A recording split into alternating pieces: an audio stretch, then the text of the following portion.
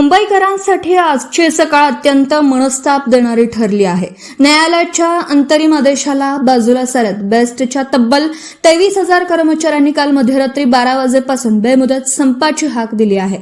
यामुळे मुंबईची दुसरी जीवनवाहिनी समजली जाणारी बेस्ट सेवा पूर्णपणे विस्कळीत झाली असून लाखो प्रवाशांचे हाल होत आहेत। औद्योगिक न्यायालयाने काल संध्याकाळीच बेस्ट प्रशासनाच्या बाजूने अंतरिम आदेश देत कामगारांना संप करण्यास तात्पुरती मनाई केली होती। मात्र प्रशासनाच्या वेळ काढू धोरणाला कंटाळलेल्या बेस्ट कामगार संयुक्त कृती समितीने संपाचं हत्यार उपसलं आहे। शशांक राव आणि प्रसाद लाड यांच्या संघटनांनी संप मागे घेण्याचं आवाहन केलं असलं तरी वाहतूक आणि वीज विभागातील हजारो कर्मचारी उत्स्फूर्तपणे संपात उतरल्याने मुंबईतील बेस्ट सेवा जवळजवळ ठप्प झाली आहे।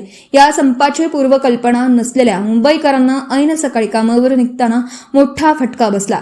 बस थांब्यावर प्रवाशांची प्रचंड गर्दी पाहायला मिळत असून ऑटो रिक्षा, टॅक्सी आणि लोकल ट्रेनवरील ताण कमालीचा वाढला आहे। केवळ वाहतूकच नाही तर वीज विभागाचे कर्मचारी संपात असल्याने मुंबईतील वीज पुरवठा व्यवस्थेवरही याचा परिणाम होण्याची भीती व्यक्त केली जात आहे।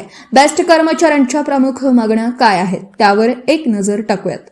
पहिली मागणी आहे बेस्ट सेवांचं कंत्राटीकरण तातडीने थांबवा। दुसरी मागणी आहे कंत्राटी कामगारांना बेस्ट मध्ये समाविष्ट करून घ्या। तिसरी मागणी आहे बेस्टचा स्वतंत्र अर्थसंकल्प मुंबई महापालिकेच्या बजेटमध्ये विलीन करा। चौथी मागणी निवृत्त कर्मचाऱ्यांची थकीत देणी एक रकमी द्या।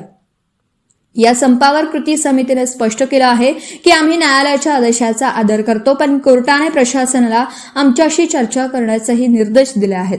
मागील 3 महिन्यांपासून आम्ही पालिकेचे माजी आणि विद्यमान आयुक्त तसेच बेस्ट अधिकाऱ्यांशी पत्रव्यवहार करत आहोत, मात्र कोणीच दखल घेतली नाही। आजही आमचे चर्चेचे दरवाजे उघडे आहेत। एकीकडे कर्मचारी मागण्यांवर ठाम आहेत तर दुसरीकडे मुंबईकर प्रवासी मात्र नाहक भरडले जात आहेत। आता या कोंडीवर राज्य सरकार आणि पालिका प्रशासन काय तोडगा काढणार याकडे संपूर्ण मुंबईचं लक्ष लागलं आहे।